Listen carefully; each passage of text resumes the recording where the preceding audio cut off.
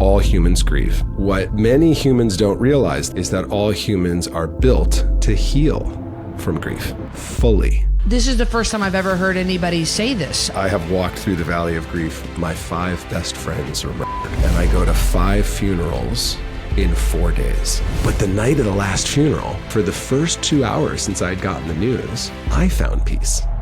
In our culture, we have a bunch of myths that we got to get into. What are the myths? Take us through that. The first myth is... What's the next myth? If you are imprisoned by one of these myths today, I'm going to give you the keys. So I'm going to be a sponge. I'm so interested in what you have to say. So please start off by introducing yourself, and please tell us the absolutely heartbreaking, heart-wrenching life that you've had to go through in order to come to this point in your life where you are now dedicating your life to helping other people through this. Thank you, Cristy. It is so great to be with you. I love our time together whenever we're in person or on camera. It's just like fireworks. So I'm super excited for our time here today. And the first thing I just want to start out by is just with a quick prayer, which is, Lord, let these words be your words, not mine. Let me be a vessel and an instrument of your healing peace and your love for all of your children. Thank you in advance for that. Amen. So, this is not a light topic, ladies and gentlemen. There may be a trigger warning here for some strong emotions. We're going to have a deep dive. We're skipping the kiddie pool today. We're jumping right into the deep end of one of humankind's most powerful experiences, which is the experience of losing a loved one. And the experience of losing a loved one, we frame that using a word called grief. And grief is a normal and natural response to loss. All humans grieve. What many humans don't realize, though, is that all humans are built to heal from grief fully, like 100% fully. So the best analogy I can give to just start us off is to think of like a cut. And if you have a cut, it's a wound on your body.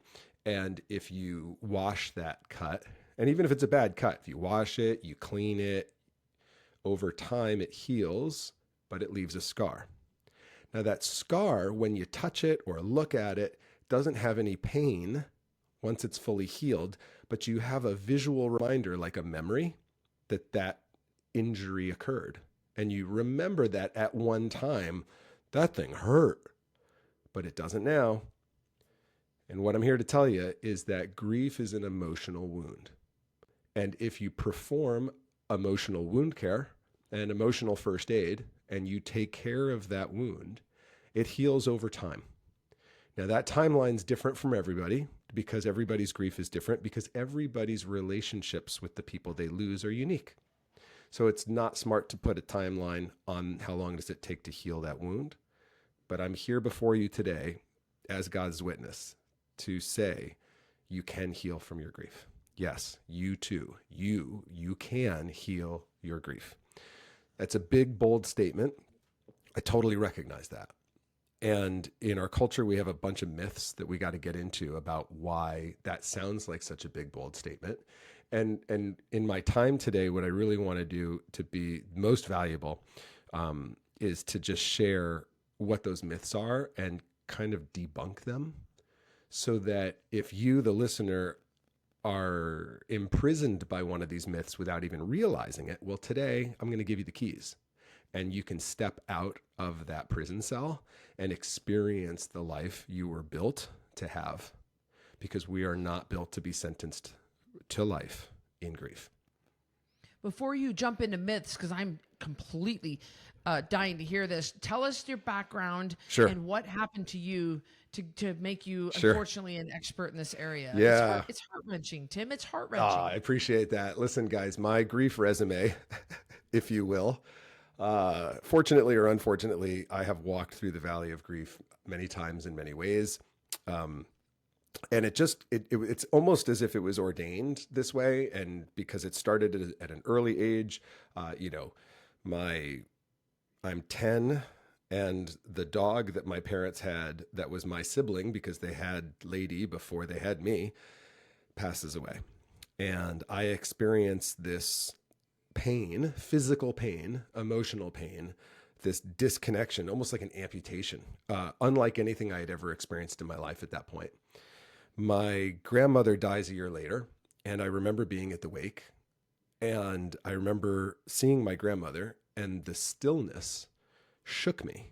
And I just kept expecting her to wake up. And it was my first, visual experience with death and the finality of it. And it's not like anything else. And that was really hard to wrap my brain around as a young child.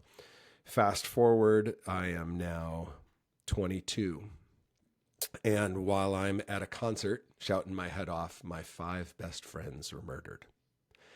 And I go to 5 funerals in 4 days. I get up, bury a friend, get as hammered as possible to try to numb the pain, pass out, wake back up, and have to do the whole thing over again the next day. And the next day, and then to the following day. I mean, it was beyond anything, anybody could imagine. And at that experience, I sang a song at my friends' funerals as my way of saying goodbye, because I'm a musician and I had written a song about my friends the first time I ever left home. It was called Homeward Bound. And I used to sing it to them in the Roadhouse and the saloon at open mic night. And we'd have like a tear in your beer moment. So it felt right. That would be my way to say goodbye. And boy, did it hurt. Boy, Cristy, singing that song was rough. But everybody in my community came up to me to say how healing it was. I didn't know what they were talking about. But the night of the last funeral, my last remaining friend said, "Hey, you want to go see some live music?" And I was like, "Yes, please." So we went to a concert at a bar, and for the first 2 hours since I had gotten the news, I found peace. And I finally understood what everyone was talking about when they came running up to me after those those funerals and those memorials. And I was like, oh, wow. And Cristy, no amount of drugs, alcohol, food, all the things. I just stacked all the things trying to numb the pain. Nothing worked, but the music did. That was really powerful. So I realized, okay, if music, this thing we all know and love, can do that for me, I'm on a quest. I want to, somehow, I'm going to use music to help people in their darkest times. And I didn't know what that looked like as a 22-year-old, but the tracks were laid. 2 years later, my dad dies of cancer, and I just turned 25. Now, as a 25-year-old man, none of my friends had lost their parents yet. It was comparatively young to lose your parents. So, nobody knew what to say. Only one friend even acknowledged the loss of my dad by saying, "I'm sorry for your loss." Only one had the courage to actually use the words, and only one other actually came to his funeral. And it wasn't like I didn't have a lot of friends. They just didn't know what to do.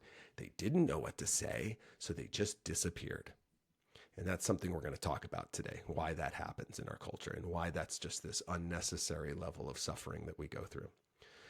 So now I'm a 25-year-old. I'm without a male mentor model. My father's gone. My 5 best friends are gone.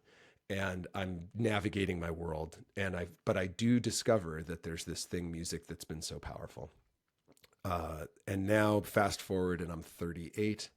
And my wife gives birth to our first daughter. We decide we want to have a sibling. So lucky enough at 39, sorry, the timeline's a little messed up. It doesn't matter. We give birth to a second daughter. And that second daughter, Bella, unfortunately was born in 2009 with a rare genetic disease that's fatal in childhood. And she dies in 2010 from complications of it. And I spent 100 days in the ICU straight with her. And as her caregiver. And when she died, the song that I had written for her, because I wrote birth songs for all my children, the song that was playing when she was born, the moment her heart stopped, it came on the iPad or the iPod in the hospital room all by itself. And I got to sing my daughter back to heaven. Now, as a dad, like in the childhood process or the childbearing, child rearing process, the raising process, there's parts of it as a dad where you don't feel as connected as the mom because you're physically not connected like mom. Nothing's like that, right? That's like dad can't come near that. So to be able to be that close to my daughter when she's born and when she dies, using this tool that I learned helped me so much through my toughest time, it rescued me again. And I was able to walk the grief journey yet again. But I had a couple of assets that transformed that experience. One of them was music.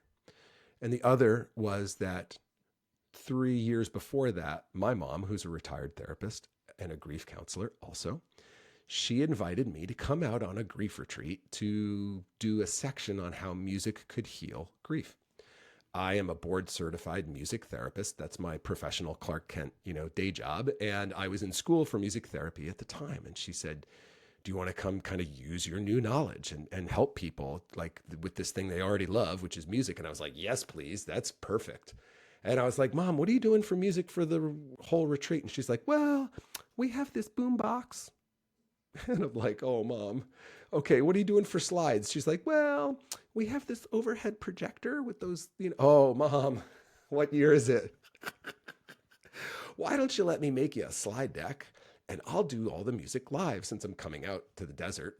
And she, really? Yes, of course. So I do. And they're like, you can never leave. We love this. This is so great. This is a whole nother level. And so I was like, okay. So quietly, for the past 18 years, I've been facilitating grief and loss retreats in the desert here in the Southwest, and 2, 3, 4 a year. And when I went through my grief journey with Bella, I had already been on the grief team, and I could see my mom's slides in my head as I was walking the journey.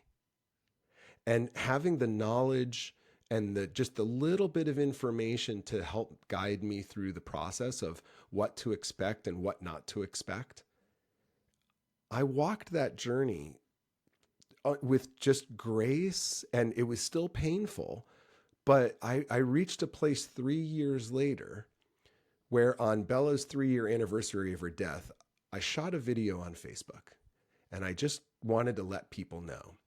3 years later, it's the anniversary of her death, and I feel good.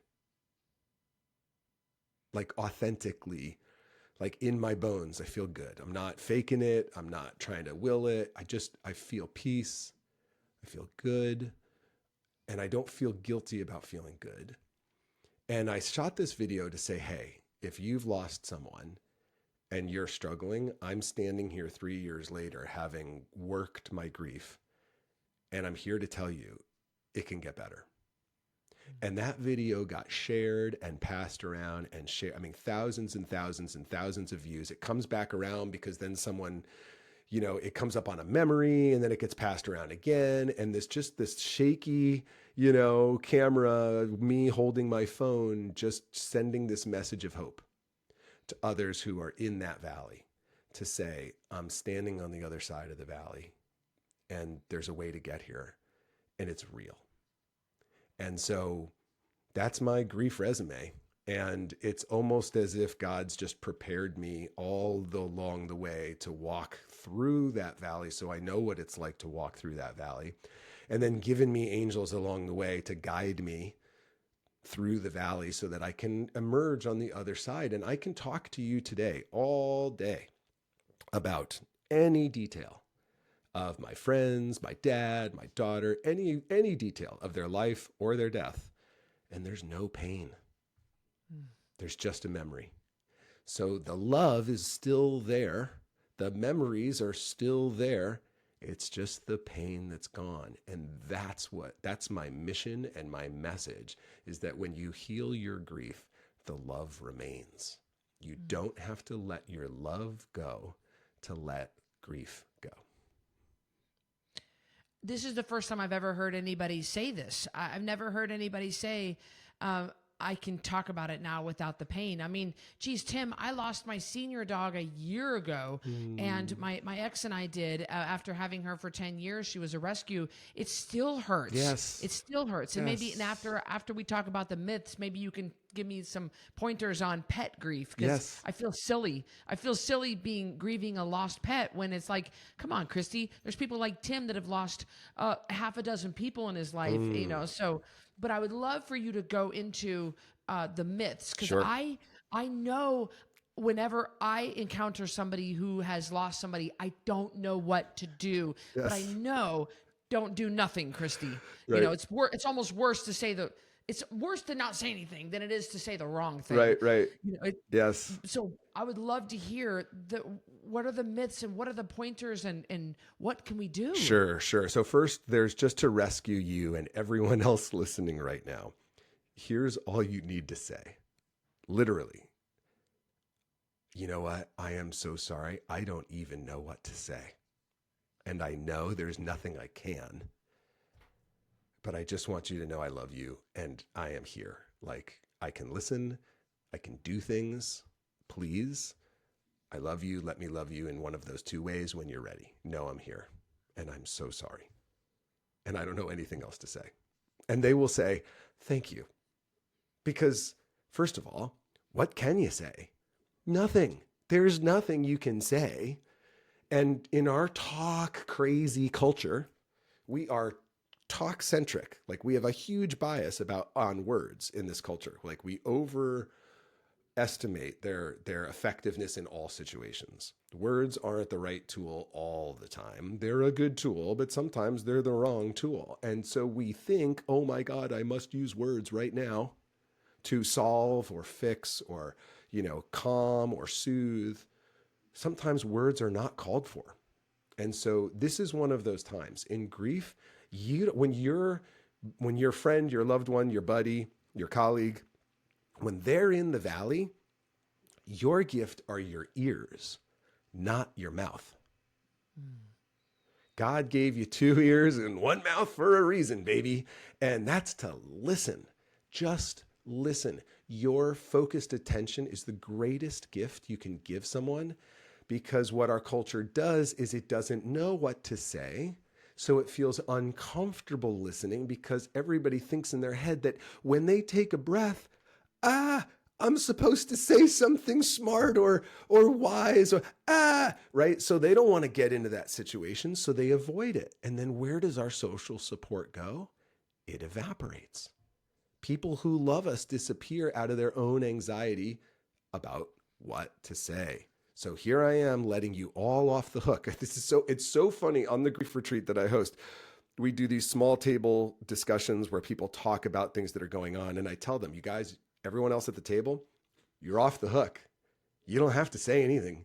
All you have to do is listen. And their shoulders just go, oh, like, really?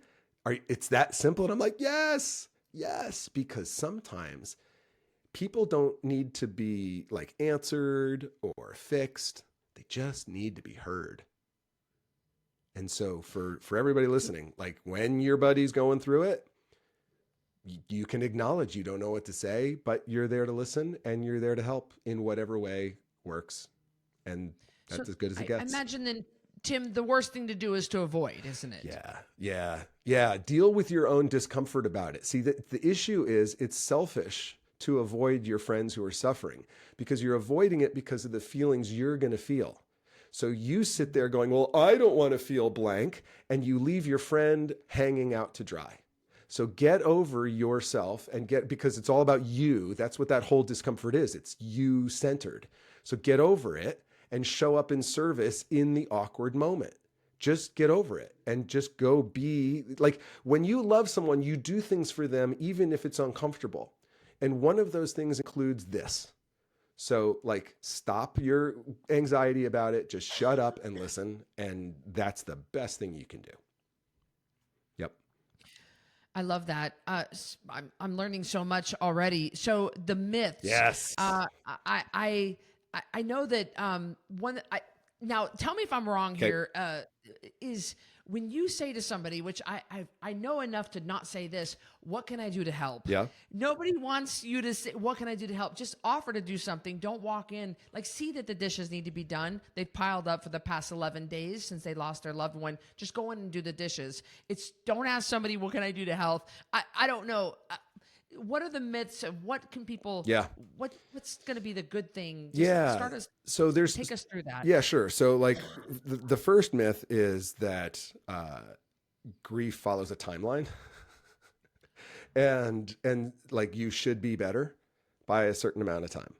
Now, research is done on like the time of grief that most people experience. But the problem with that research is that people are stuck. See, time doesn't heal grief. See, people think that time heals all wounds. Now, time, the benefit of time, which we call hindsight, is a useful tool in certain situations. It actually does help you look at certain things when there's distance. You can get clarity because you can see the bigger picture.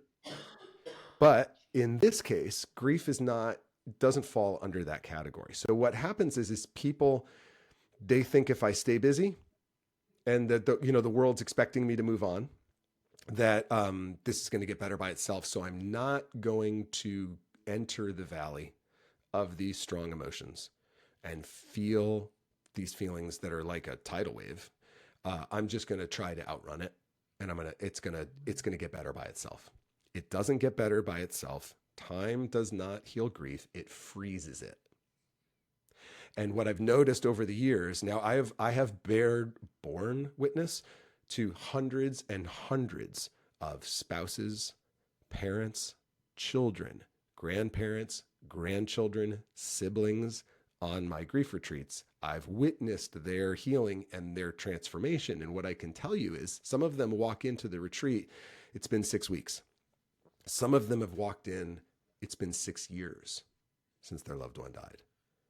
And they're still emotionally frozen in time because they either thought this is going to get better, or I don't know how to get better, or I'm just going to outrun this because I don't want to feel the feelings. If I just outrun it, it'll go away. And they'll come in 6 years later, and on like day one, they come in and their facial affect, like their facial expressions are kind of frozen. They're really tight. Their neck and their traps are really tight. Like their posture's really tight. You can see the freeze in their bodies. And for me, I know this process works because I've witnessed it for almost 20 years now. Like it's not a fluke, right? Like one off would have been a fluke, but like I've just seen it over and over. I know the process works. So on day one, I'm all giddy. And I say to them, look, listen, I am sitting in front of you very giddy right now because I know what's waiting for you. I want you to look around the room because I'm going to ask you to look around this same room in 2 days. And what you're going to see is totally different. So take a picture now. And they look at me like, this guy's crazy. He's wearing big yoga pants and he's just like, this is too much. And I'm just like, take a picture. And then 2 days later, we walk back in that same room. They've thawed. Their facial expressions and facial affect is fuller and brighter. They're loose. They move differently. They're laughing authentically. They're hugging. They're playful. And I say at the end of the retreat, day 3, I'm like, look around the room. Remember? And they just go, wow, you look different. You look different. They see the transformation in each other. They don't even realize it in themselves, but they see the transformation in each other. And then someone's looking at them saying, you look completely different. Because they've finally given space to thaw all of those deep, deep frozen emotions that we don't have time to process in a 1-hour group on Tuesday night at 7 o'clock. Because we got to get there through rush hour traffic, eat dinner beforehand, get back home. Like we can process a certain depth of emotion within a 60-minute session, and that can be valuable. But grief is simply a deeper wound than that. And when you're in the space of 2 or 3 days of safety, spiritual and psychological and social safety, where you're just kind of like, you can let your armor down, those deeper emotions have time and space to emerge and to thaw and to release. And it's a privilege Oh, to watch. that's absolutely incredible. So myth number one is that grief follows a timeline, and Yep. it simply doesn't. What's the next myth? Yeah. Moving on means forgetting. I just say it and it's like, boy, because some people think that moving forward, if they feel better, they must not love their loved one anymore. Because how could you possibly still love your loved one and feel better? They're still dead. And it's a logic trap. And I understand that trap. I actually remember getting caught in that logic trap at one time in my life. Someone was going through something really rough. And my other friends were like, yes, but we're not. So can we have a good time? And it was like, well, how can we have a good time when this person's suffering? And then finally it was like, me feeling bad doesn't ease this person's suffering or change that. It just, I get to choose whether or not I feel good. It has no bearing on the external situation whatsoever. And I was like, okay, so if I feel good because as a human, I am built to recover from grief. Like I'm built to heal. I'm designed to. We stop ourselves from healing because we think moving on means forgetting. Now, Cristy, I say that and I almost get ready to duck because I can tell you so many times I have taken just flack for daring to say the things I'm saying because people hold, a myth isn't a myth to the person who's struggling with it. It's the truth. And we use this phrase like, what are the myths? And we kind of say that, but they're only myths to people who don't believe them. To the people who believe a myth is not a myth. It's the truth. And don't mess with the truth because you're hitting them at a very deep level about what they believe to be true. And then suddenly, like now this is like a house of cards. What do I believe to be true? So I'm not going there. So don't mess with this. It's easier to just refute somebody. So I recognize fully that I'm walking into this, this den where it really messes with people. But moving on does not mean forgetting. It means healing. And I agree that the phrase moving on feels just weird, right? Moving on. Like, no, you're still living. You're still here. And so as you feel your feelings, they get better. So and I hate cliches, but I'm a musician, so I like things that rhyme. If you want to heal it, you got to feel it. I like it. It's just, it is the way it is with grief. There's no shortcut. There's no alternate path. You have to lean into those feelings. As you feel your feelings over time, there's a metric that I actually teach on the retreat, how you can notice the progress and notice your healing. You can observe your own progress. Won't get into it today because it's a little too deep for our discussion today, but you can see you healing once I give you the tools. It's like, oh, I can see me getting better. There's hope. But as you feel better, you're healing, your memories remain. You don't lose your memories and you don't lose your love. You still love your loved one and you get the opportunity to express your love in new ways. Yes, the way you expressed your love in the past was cut off from you. That was taken from you by them dying, 100%. But there are other ways you get to continue to express your love for your loved ones. For example, I tell Bella's story. When I tell Bella's story, I am present to Bella. It keeps her alive in me by sharing her with you. And there was a period in my life where I was like, do I want to tell Bella's story? I got kind of stuck in my head, like maybe this is just something that I should just let go in the past. And then I was like, no, because every time I tell her story, I'm present to her. She's alive in my heart. And my love for Bella was never a condition of her presence. It was a choice. I chose to love Bella. I made that decision.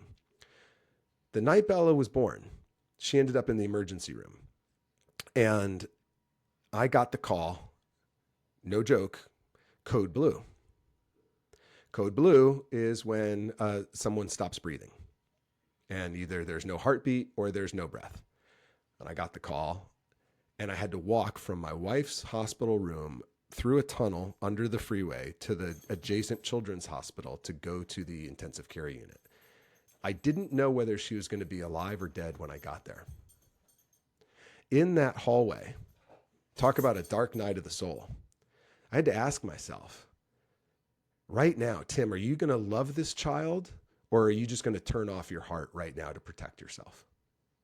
Because you're probably going to walk in to some really sad news. And I said in that moment, I said, I'm going to choose to love this child, because many years from now on my deathbed, I'm going to remember this moment. And I'm going to remember I had a choice. I could choose to love or not. And I want to be the guy who looks back on his life and saw that he chose to love. Woo, I've never told that story before. That's very moving. I feel that right now in my heart, like I'm proud that I made the decision to love. And I remember that it was my decision to make, which means, Cristy, I can continue to make that decision. I can continue to make the decision to love Bella. I just have to decide and find what ways I can do that, given the parameters that I'm faced with right now, which is the absence of her physical body. Okay, what do I want to do? So for 3 years, I raised money to find a cure to her disease. So I started a foundation, we did fundraisers, and that was a way to honor her legacy so that no child that came along with her disease had the same tough time she did. That was a way for me to honor, her and express my love. 3 years of that, I got kind of tired of fundraising, and I was like, I don't think I want to express my love this way anymore. This is kind of feeling heavy. What else can I do? And that's when I started to tell her story on stage. And I started to teach people what we used as kind of a framework for how to respond to life situations rather than just react. And I used her journey as a case study. And I still tell that story on stage today. And it's inside of a navigating change keynote, but it's me and Bella on stage together, 15 years later, still going strong, still feeling her warm in my chest, in my heart. And so I think that's something for people to hear and take solace in, which is that moving on does not mean forgetting. And the last thing I'll say is I just want to challenge people, which is if the shoe was on the other foot and you beat your loved one to heaven, what would you want for them while they were still here breathing? You would want only the best because they're still here. You would want them to surge into this amazing gift of creation we each one of us get to wake up to every day and experience the gift of life. None of us earned this, Cristy. None of us earned this gift. This was given to us. And so we get on the daily basis, when we wake up, we get another day of this glorious creation to savor and play with and struggle with and wrestle with and co-create within. We get this opportunity. And I just want to say, I'm going to speak for myself. If I beat any of the rest of my family to heaven, I will be up there cheering. Go, let's go, charge. Do not freeze and wait till your body stops working only to rejoin me. Please do not. That is not how to honor me. To honor me is to live every day as the gift that it is that will warm my heart to watch you soar in whatever that looks like for you. The shoe could have been on the other foot. You could have beat me up here. I beat you up here. We're going to be back together before you even realize it anyway. So enjoy the time you still have. And I just can't imagine that anybody who really loves their loved ones wouldn't be thinking the exact same thing. Let's go. Come on, have fun out there. And so just kind of consider your loved one is cheering you on and they want the best for you. They want you to be happy. They want you to be playing. They want you to enjoy this gift you still have because you still have it. Lucky you. I have an acquaintance that used to be a friend, and she lost her husband almost 8 years ago. And she's my age and maybe a little bit younger. And even all these years later, she still cries every day on the floor of her closet. She's never been able to move on. She hasn't had a, she tried to have another marriage. It failed. They got divorced. And that's all we ever hear about is how she cries on her closet floor. So I know that you're looking at my face right now and you're all going, Cristy, like seriously, I feel like I'm judging her. I feel, and I don't want to. Sure. But if I'm always honest with you guys. If I'm being honest, I want to go, okay, it's been almost 8 years, and you've missed 8 years of your life laying on your closet floor crying for him, so help me understand, and I don't want to judge her, Tim, and I do. I just go, you got other kids, you've got things going on. Why are you still caught up in this and you can't seem to move on? Yeah. I think it's well, and thank you for your honesty. We are all judgmental beings. We all judge the external world around us all the time. And then we can either notice we're judging or miss that we're judging. But rest assured, your nervous system is always judging the outside world. Every single human being is judging all day long. That's how you stay alive. So your judgment is what it literally keeps you alive as a human being. You just need to recognize the higher levels of judgment, which we're talking about right now, which isn't so much like a safety issue. It's just more of a higher kind of, not even educated, but almost enlightened conversation, which is like, how does someone move on, and what's the right way, and is lying on your floor. So I would the hard thing is to find sometimes some people on the retreat really need a soft touch, just a nudge, very gentle, to be gentle, to gently help them along the way. I've also had people where, almost Tony Robbins style, someone needs a little pattern interrupt.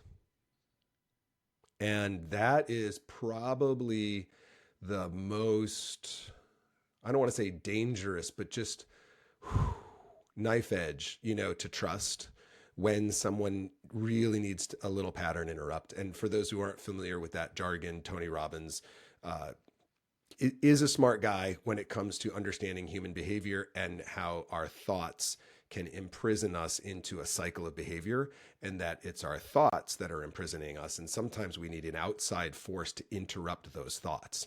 And that thought could be like jarring it could occur like jarring, but sometimes we need something to stop that cycle from continuing to run the program. And I've seen people on the retreat, they're the minority, but I've seen people on the retreat who needed a kind of coaching, like coach, hey, get up. And I'm going to tell a very personal story here. So there were 2 moments like that between me and God. The moment Bella was born, she had this rare skin disease where her skin wasn't attached to her body. It's called epidermolysis bullosa, or EB. So when she came out of the womb, she was a C-section, and it's soft tissue, so you don't see it in like a ultrasound. Totally undiagnosed. So C-section baby, take her out of my wife's belly. The room gets quiet. There's no skin from the knee to the foot on her left leg. It never developed in the womb. She looked like one of those biology video or pictures of like the muscular and circulatory system. Just literally no skin all the way around the lower leg to the foot. Like, what is that? And then the skin peeled right off her, looked like warm butter, from where the doctor's latex gloves had gripped her to pull her out of my wife. So the skin was peeling off of her armpits, and she had 4 holes in her left butt cheek from the doctor's latex glove from his fingertips. So the room suddenly just gets really, really quiet, and everything goes sideways, right? Because no one saw it coming. No one knew. We didn't have a family history of it. And so, I mean, you're working with all these professionals who do C-sections every day. None of them had even seen epidermolysis bullosa. They had to bring in like the pediatric guy that was on call to come look at her, and epidermolysis bullosa, super rare. There were textbooks and white papers out because people had never seen this. Well, after about 5 minutes of this, all the blood started to, leave my brain, and I was visibly getting kind of pale. And the staff looked at me and they're like, we don't need a dad collapsing on the operating room floor.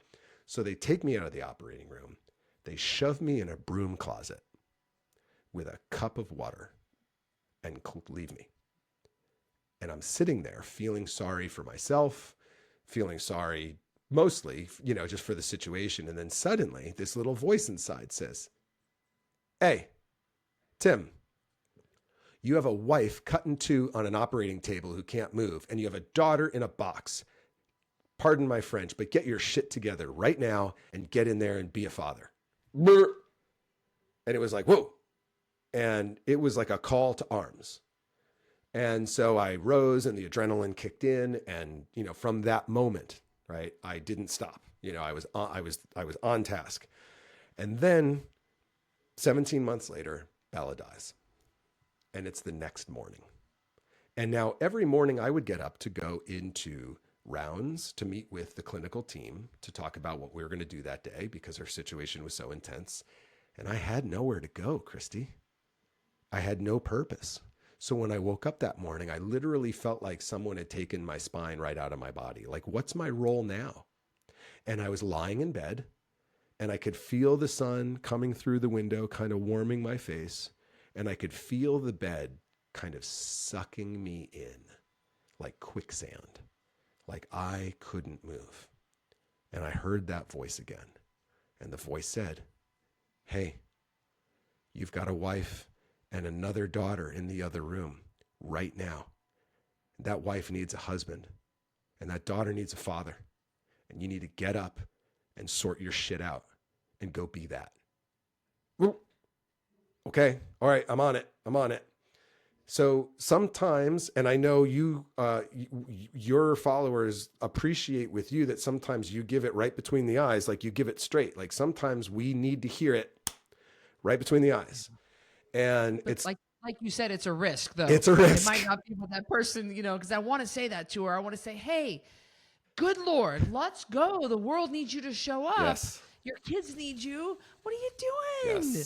Yes. And sometimes it's our role to be the bad cop. And sometimes it's not. And discernment, like how to find out whether that is, like the prayer that I said at the beginning of this, like, let these be your words, not mine.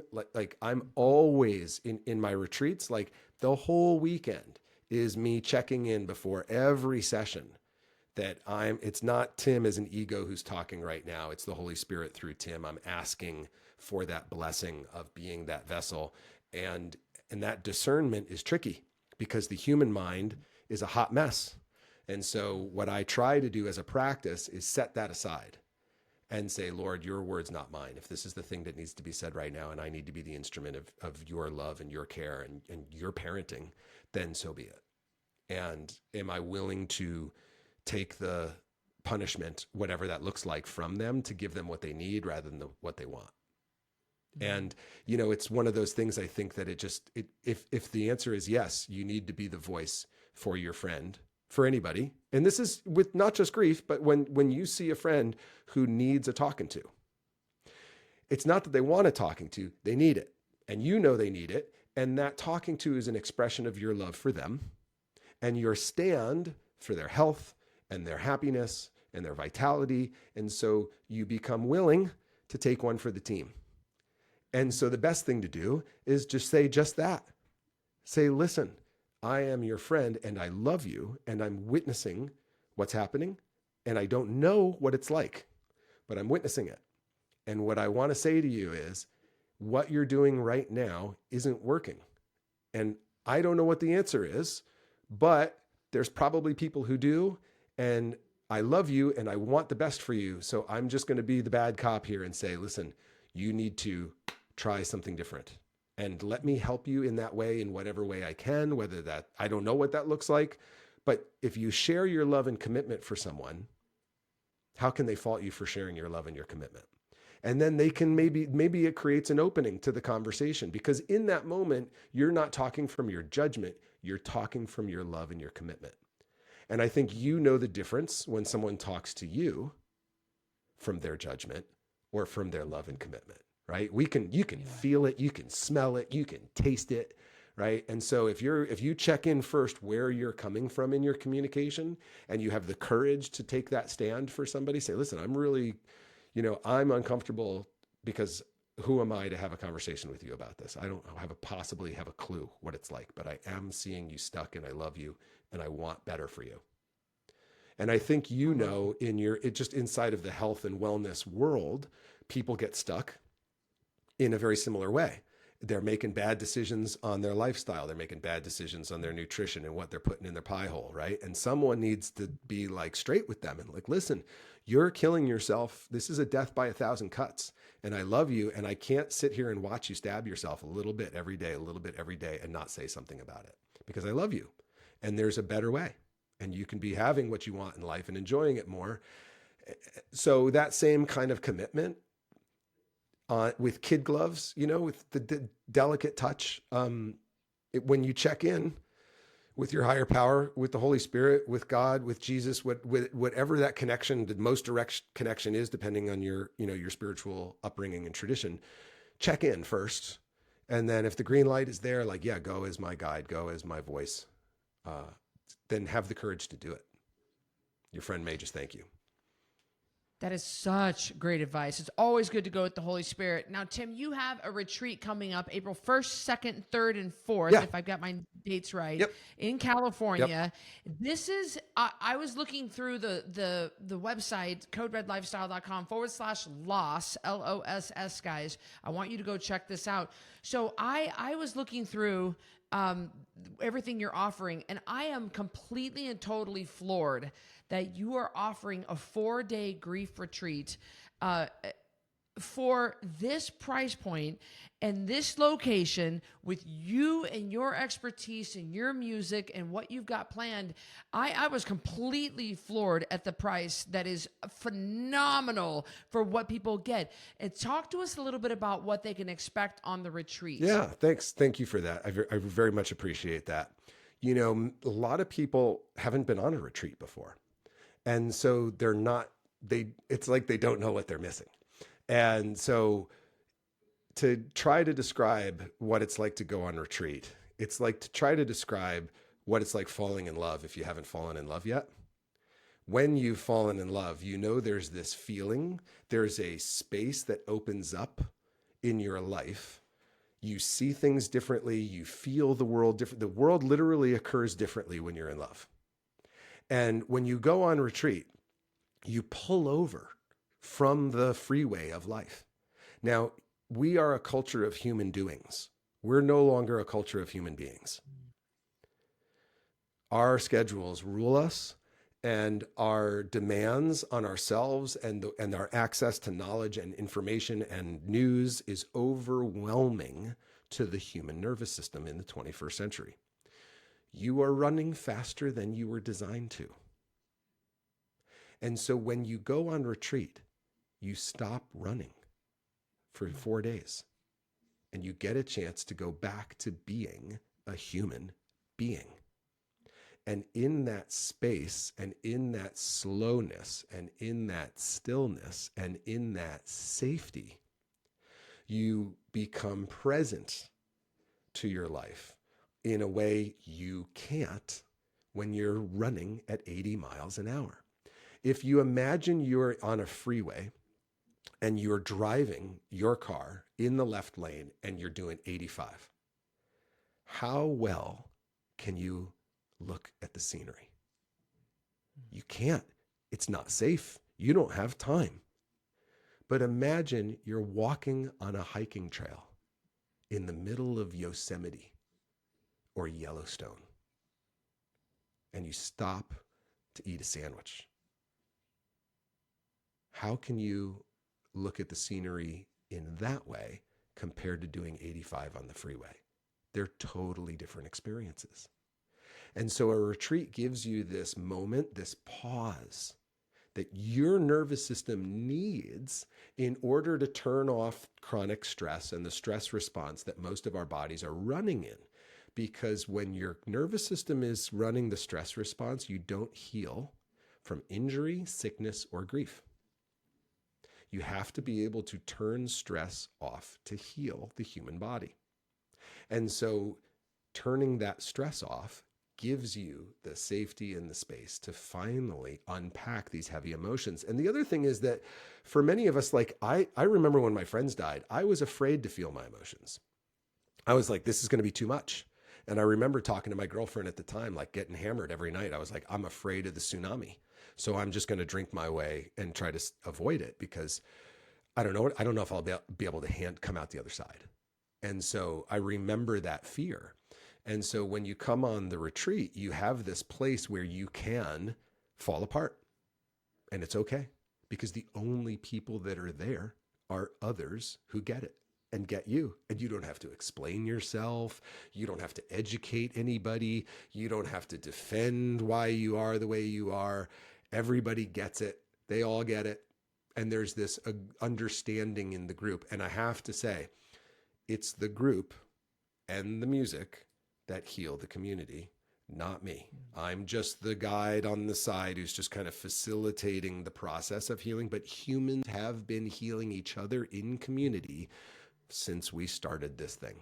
And so you come together and you form this beautiful community of wounded lovers, and you heal each other in this beautiful setting, 9 acres on a hilltop in Southern California. There are worse places to be.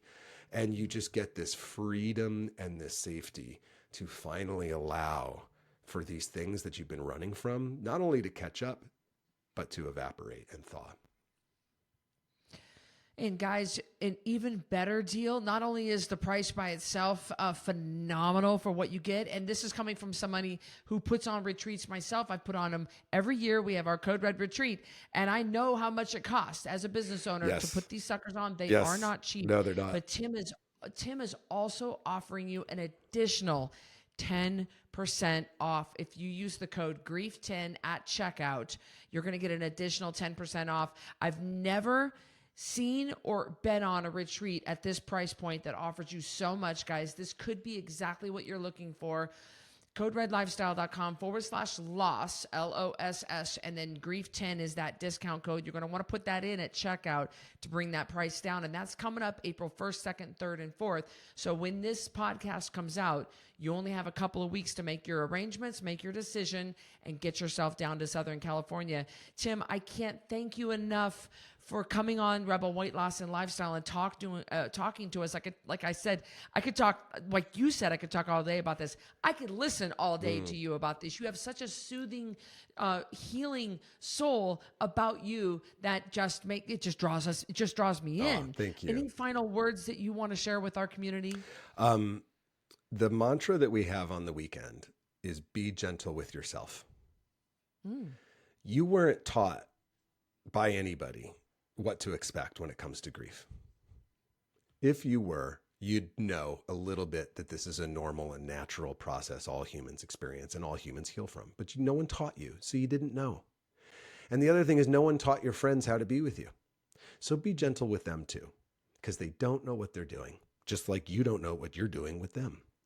And so being gentle with yourself and being gentle with others on the way, if we can just allow for some grace, given the situation that we're just poorly prepared as a culture for the experience of grief, if you can remember that, it eases the road, eases the journey. This is absolutely incredible, guys. CodeRedLifestyle.com/loss, LOSS, and use that discount code GRIEF10 in the discount code box upon checkout.